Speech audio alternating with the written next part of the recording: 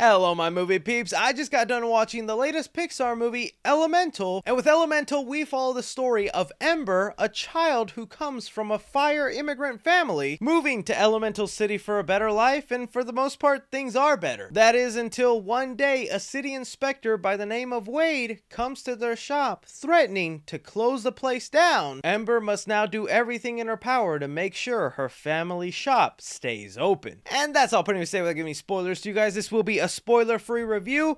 Let's talk about Pixar for a little bit. Man, Pixar lately has been on a real roller coaster ride. Some highs and some pretty deep lows. Since I was born the year the first Pixar movie came out, Toy Story, I grew up with Pixar movies all my life. I was there to witness their glory days and how it seemed like they could never fail. They were the gold standard for what animated movies should be. But in most recent years, it feels like that glory has kind of died down and there isn't that much hype for Pixar anymore. I feel even a little weird saying that because I don't feel like they have lost their touch in their filmmaking, but the touch they have with their audience does feel a little disconnected. A lot of that might have to do with Disney and the way they decided to market some of the most recent Pixar projects. We went through the whole COVID phase where a lot of upcoming Pixar movies went straight to streaming. It sort of retrained audiences to think, oh, if you want to see a new Pixar movie, you'll watch it at home. And even like some of the things Pixar was known for, like making original content that wasn't based off a comic book, a novel, or any predated IP, with Elemental, people still gave it crap and called it the most unoriginal original movie. They said it looked like a Zootopia ripoff, or like it was a little too on the nose, and another movie that's an obvious metaphor for racism and to treat everybody with kindness. I also think the rate at which Pixar movies are being made could play a factor into it as well. I remember Pixar movies used to be a rare thing, something you'd get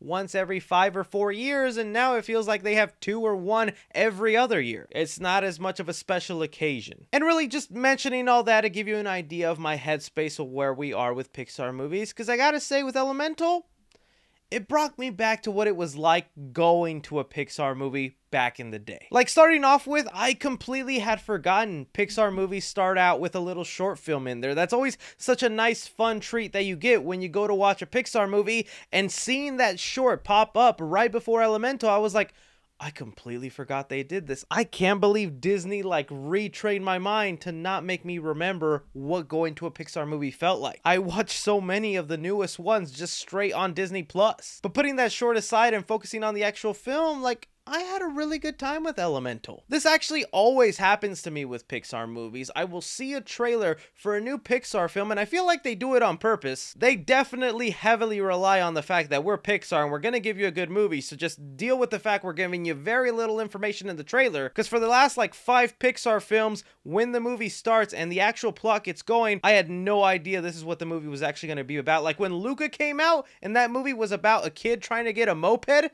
none of the trailers indicated that's what Luca was going to be about. And sort of the same thing here with Elemental. I just assumed it was going to take the general focus on Elemental City, all these different elements, how they coexist, but it really distinguished itself from the people who were claiming this was just a Zootopia ripoff. Instead of focusing in on those different elements, how they coexist, and what goes on between them, this really at the center of it is a story about immigrant parents. And man, let me tell you, that's a story I could definitely relate to. My parents are immigrants from Mexico who came here with me as a little baby at 3 years old for a better life.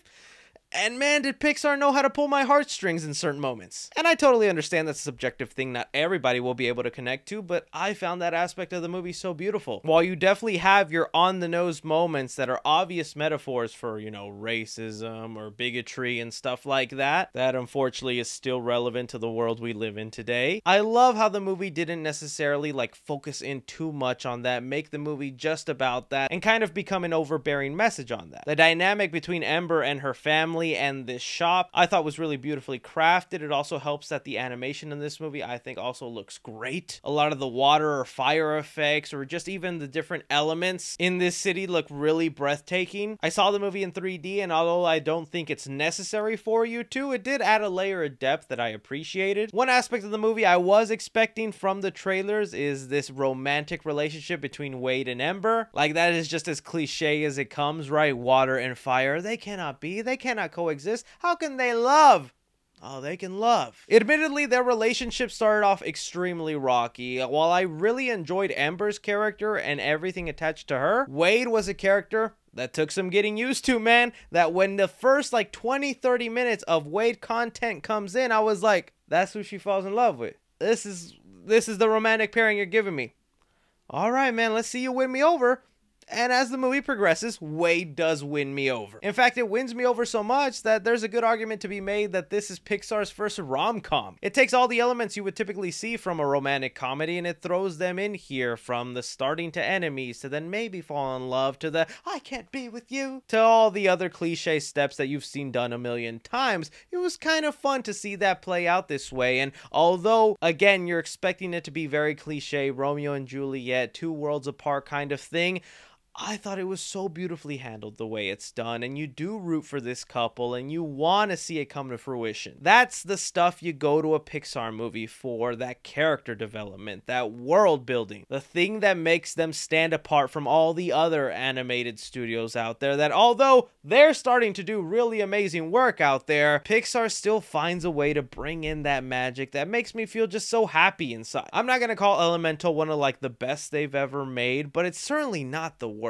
While yes, it could definitely be predictable and some of the story elements aren't as well polished as most Pixar movies, I think you'd have to have a really cold heart to walk out of this not enjoying it. So for Elemental, I'm gonna give action 3 stars. There are some high octane moments or characters are getting from one place to another really quick, but for the most part it does focus in on this family story, the romantic side of things, and things like that mean a lot of dialogue. Comedy in the movie, I'm gonna give it 2 stars. I actually didn't find this to be as funny as a lot of Pixar movies. I'm not saying it's stale or the humor isn't there, but I just didn't find myself chuckling as much in this movie. Drama in the film, I'm gonna give it 3.5 stars. I really like the story they told here with Ember's family, the deeper stuff involving what she wants to do with her own life and following the path of her family or doing her own thing, and even the romantic angle of this movie. Although it didn't have me hooked for the first half, by the end of the film I was really enjoying what they did there. Horror in the film, I'm honestly gonna give no stars too. There's nothing really horrifying in this film. And suspense in the film, I'm gonna give it 2.5 stars. There's so many predictable elements in Elemental, but you can definitely tell when the movie is setting up something that'll become an emotional punch towards the end of the movie, and although it might still get you, there are a lot of obvious setups here for something that'll play in later on in the movie. Casual fans, I'm gonna give it an A+. Cinephiles, I'm gonna give it a B+,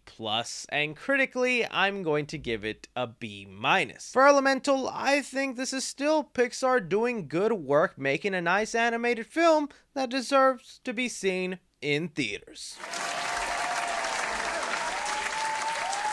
I'm actually going to be really curious to hear from you guys how you felt about Elemental, where it stands in that Pixar rank. I'm also going to be curious to hear your take on what you think has made Pixar not as high brand name as it used to be, whether that's outside stuff or actual stuff within their film's qualities. Love to hear it all, anything and everything. Be sure and like, subscribe, follow me on Twitter at 3C Films or on TikTok at 3C Films. But as always, I'm Chris. Take care.